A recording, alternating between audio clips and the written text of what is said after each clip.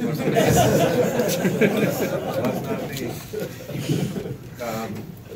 took a while after the game to talk to the team. Just what did you have to say to them?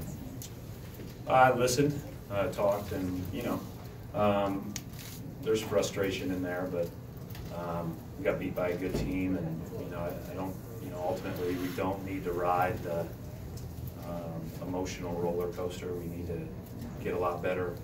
We've given up 115 or more in a lot of games here recently, and our defense has to improve dramatically if we're going to make the push to ultimately get what we want out of the next couple of months.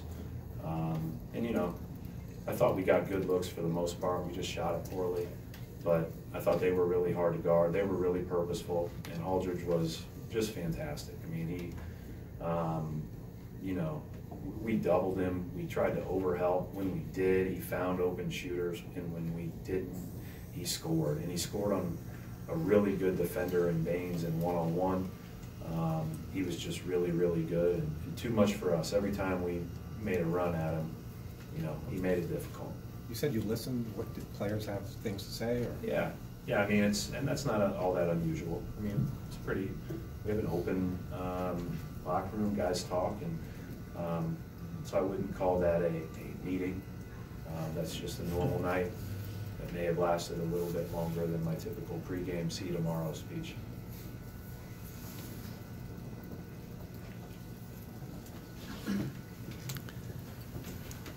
What specifically defensively do you guys need to work on, aside from transition, which you always say? Yeah, I mean, John, we have to be better. We were a better defensive team in the first 2 months of the season than we played at any time in the last month. So to me, it's not about what we're doing. It's about how well we do it every single night, and that's where we have to get back to.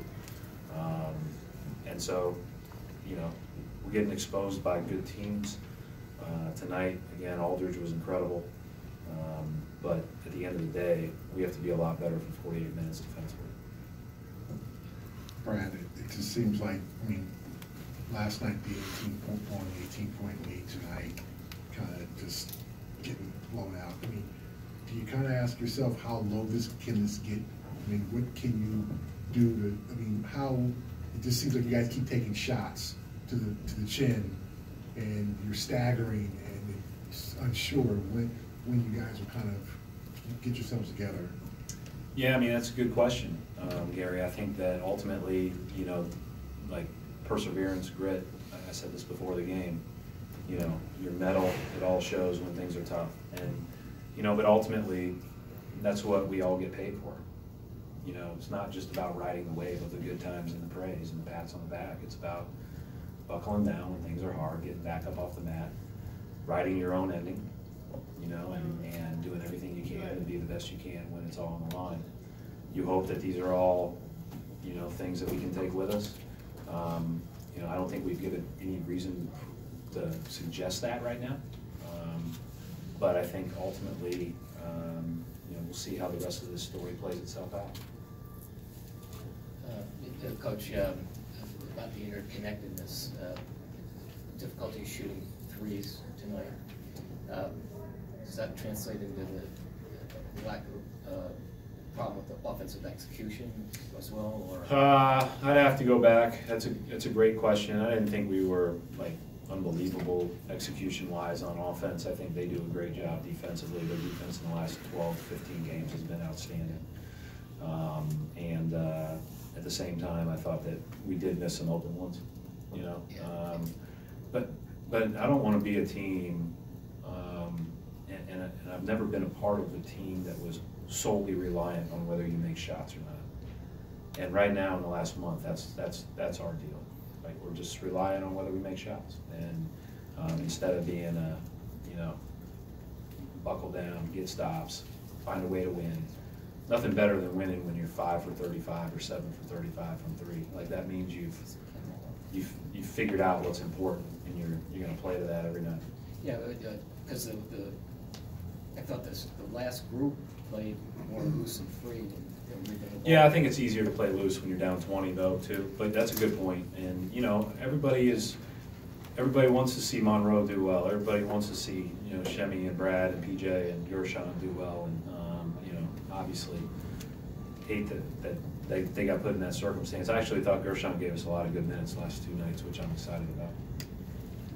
Brad, Kyrie seemed to be perhaps a step slow tonight, or just, you know, shots weren't going down. Any lack energy, and two, do you think he'll probably leave him here and you, or you know, at home when you guys go to Cleveland? I have no idea. I think at the end of the day, he's got a lot of responsibility on his shoulders. He feels that, and we believe in him. And you know, there's days like that. There's nights like that. He played a lot of minutes last night. If we would have been better in the fourth quarter, maybe he wouldn't have had to play a lot of minutes last night. But we didn't do every little thing that we needed to do, and as a result, that all adds up too. Do you have any message for the Celtics fans after the 4 straight loss with the playoffs so close? Yeah, I mean, we're going to keep working to do the best we can, and that will be ultimately our challenge. And you know, I think we're to the point now where you know, rightfully so, we'll be doubted. Rightfully so, we've earned that, and so it's time to buckle up and respond to this tough run. Brad, you mentioned how you guys haven't played defense like you did the first 2 months of the season. Right. You obviously made changes then to starting lineup. Have you ever thought about going back to Our the offense original was starting nuts after that. Yeah. So, you know, so, yeah, I think about that every day, Adam.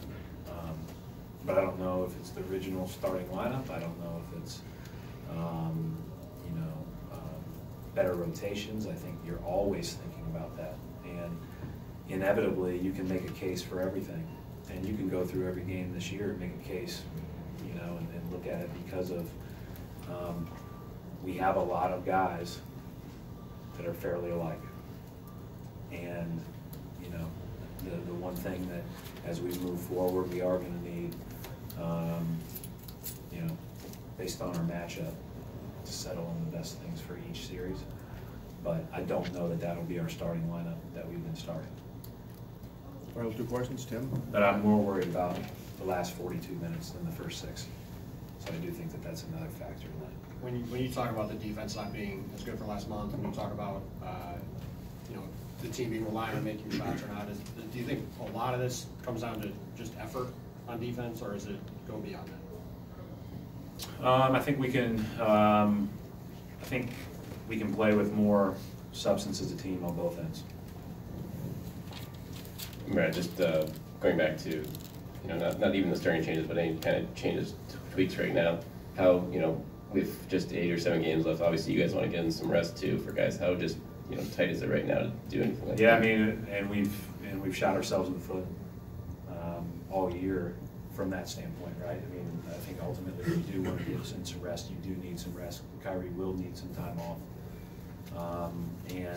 But at the end of the day, like, you know, there's a reason why every game matters and every game counts, and it's one by one, and you add them up and everything else. And one of my issues with the lineups too is some of the lineups that I'm most interested in haven't all been available. Thanks.